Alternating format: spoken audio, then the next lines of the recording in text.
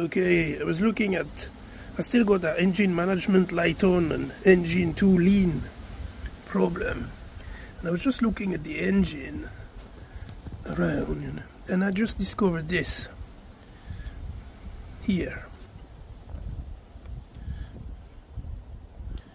So that's blank here, but look at it.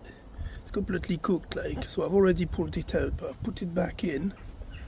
But it's like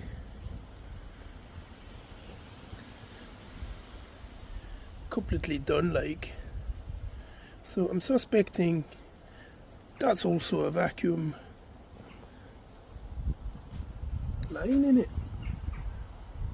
So if this is letting air in, obviously my engine will run too lean.